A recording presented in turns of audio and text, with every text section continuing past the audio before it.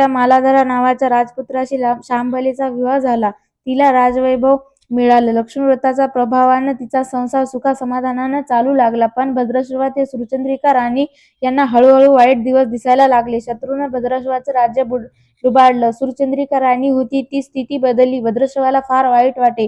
राणीला रडू कोसळलं. पण करणार काय? एक एक दिवस चिंतेने उगवत होता तसाच मावळत होता. रानावनात हिंडून कष्टाचे दिवस ती काढत होती. भद्रश्रवाला वाटलं मुलीकडे जावं, तिला पाहावं. तो एकदाच तिच्या घरी निघाला. चालून चालून दमला होता. नदी तीरावर विसाव्यासाठी थांबला. राणीच्या दासी नदीवर येत होती. तिनं भद्रश्रवानं पाहिलं, ओळखलं. परत लगबगीन घरी गेली. राजाला बातमी सांगितली. मालाधरानं माणसं पाठवली. रथ पाठवला. श्वशुरानं घरी आणलं. मान सन्मान केला.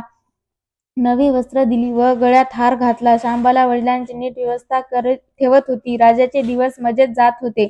आता परत जायचा विचार त्यानं मनात घेतला. जावयाला तसं सुचवलं. भद्रश्रवा मुलीचा व जावयाचा निरोप घेऊन निघाला. जावयानं नोकराजवळ एक हंडा दिला. माहेरांनी भरला होता. नोकराच्या सोबतीनं राजा पुन्हा घराकडे परतला. चंद्रिकेला भेटला. हंडा पाहून ती खुलली. हंड्यावरचं झाकण काढलं. आत पाहतो काय, आता दिसले कोळसे. सुरचंद्रिकेने कपाळावर हात मारून घेतला. नवऱ्यानं सांगितलं तोही चकित झाला. तेही ऐकून दुःखाचे दिवस संपत नव्हते. दारिद्र्याचे भोग सुटत नव्हते. चिंतेचे ढग सभोवर दिसत होते. काळजीचा वणवा भडकत होता. सुरचंद्रिकेला एक एक दिवस अडचणीचा वाटत होता. तिच्या मनानं घेतलं एकदा मुलीला भेटावं, डोळे भरून पाहावं. आपल्या नशिबाचे भोग आपणच सोसायला हवे. दुसरं करणार काय? एका गुरुवारीच ती घरून निघाली. मुलीच्या गावाच्या नदीतीरावर बसली. अगदी दमून गेली होती ती. त्या वेळीच एका दासीनं नदीवर आली होती. तिने राणीच्या आईला ओळखलं. ती महालात गेली. राणीला बातमी दिली. तुमची आई नदीवर बसली, खूप दमलेली दिसली.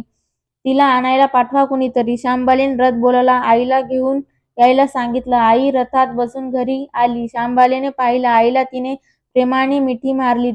मुलीच्या घरचं ऐश्वर्य पाहून तिचे डोळे तृप्त झाले होते. पण तोंडावरून शब्द फुटत नव्हते. आईला स्नान करायला सांगितलं. मग पैठणी नेसायला दिली. गळ्यात सोन्याचे मोत्याचे अलंकार घातले. आईचं रूप उठून दिसत लागलं. दुपारची वेळ झाली. शांबालेन लक्ष्मीव्रताचा वसा करीत होती. लक्ष्मीदेवीची भक्तिभावानं पूजा करीत होती. आरती झाली. धूपदीपांचा वास दरवळत होता. शांबालेला उपवास होता. तो ती कडकडीत करीत होती, अगदी निराहार राहून. आईच्या जेवणाची तयारी झाली होती.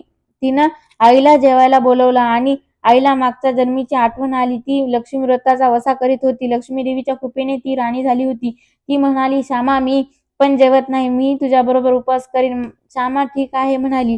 मार्गशीर्ष महिन्याचा होता तो. 4ही गुरुवारी मुलीने केलेले व्रत तिच्या आईने पाहिले होते. भक्तिभावानं नमस्कार करीत होती.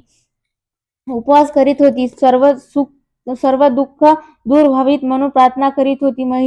महिना संपला व घरी जायचा विचार ठरला. तिला पोहोचायला शांबाला बरोबर गेली होती. 4 दिवस राहून शांबाला परत निघाली. मालाधरानं पूर्वी पाठवलेला हंडा तिने घेतला. त्यात मीठ भरलं व तो नोकराजवळ देऊन ती पुन्हा आपल्या राजवाड्यात आली. मालाधराशी गप्पागोष्टी वेळ जात होता. त्यानं सहज विचारलं, माहेराहून काय आणलं? शांबालेने बरोबर आणलेल्या हंड्याकडे बोट दाखवलं. मालाधरानं झाकण काढलं. आता काय दिसलं तर त्याला मिठाचे खडे. अगं वेडे, हे मिठाचे खडे कशाला? इथे नाही का मिळत मीठ?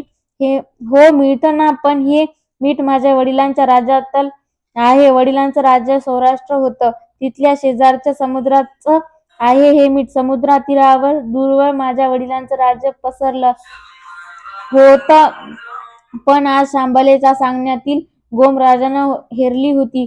पण हे विचारात्मक गुंतला होता. शांबाला सांगत होती, हे मीठ जीवनाचं अमृत आहे. मिठानंच अन्नाला रुची येते.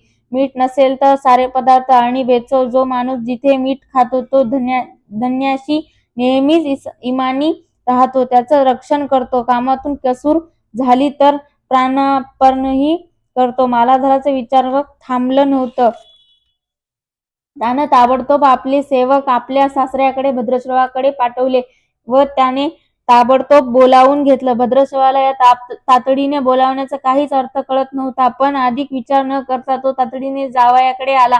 दोघांची गुप्त बैठक झाली व त्यातून एक नवा विचार निश्चित ठरला. भद्रश्रवाने आपली अनुमती दिली होती. मालाधरानं आपल्या मुख्य सेनापती ताबडतोब भेटून जाण्याची आज्ञा केली. सेनापती आले व त्यांनी मालाधरांना आदरपूर्वक वंदन केले. काय आज्ञा असं नम्रपणे विचारलं. भद्रश्रवाचं राज्य जिंकून घेतलेल्या शत्रूवर ताबडतोब स्वारी करून जायचं. प्रत्येक सैनिकाच्या हाती या हंड्यातला एकमिठाचा खडा यायचा. शपथ घेऊन शर्तीनं झुंजायला सांगायचं. राजाला ज्ञानेनुसार सेनापती सर्व व्यवस्था केली व दुसऱ्याच दिवशी सर्व सेना घेऊन शत्रूवर चाल केली. शत्रू बेसावध. मालाधरांचे सैनिक अधिक सावधगिरी शत्रूच्या राज्यावर तुटून पडले. घणाघणाती लढाई सुरू होती. मालाधरांच्या सैनिकांचे पवित्र शत्रूला आवडताच येत नव्हता.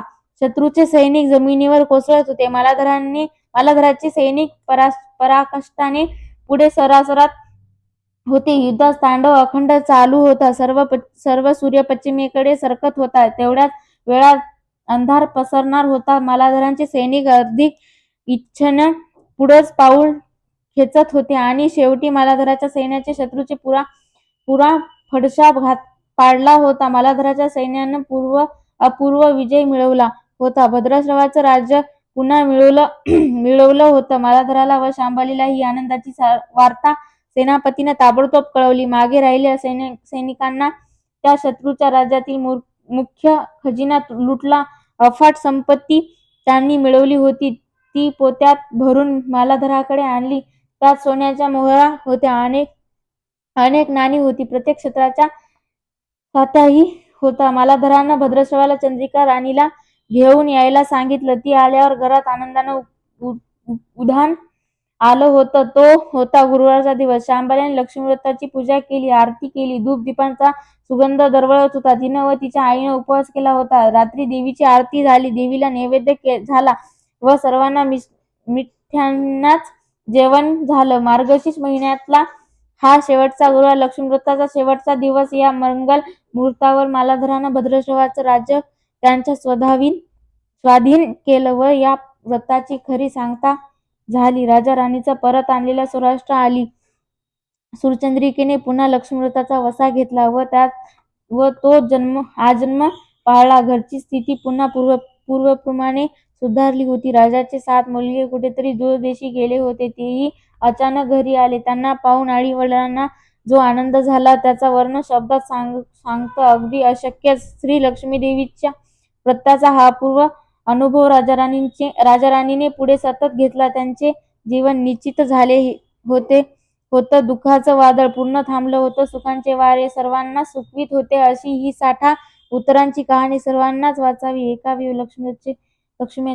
लक्ष्मीच्या कृपेनंच त्यांचं घर सदैव फुलावं अशी 5 उत्तरात सुफल संपूर्ण करून सर्वांना देवीला वंदन करावे ही प्रार्थना. हे लक्ष्मी मायकेश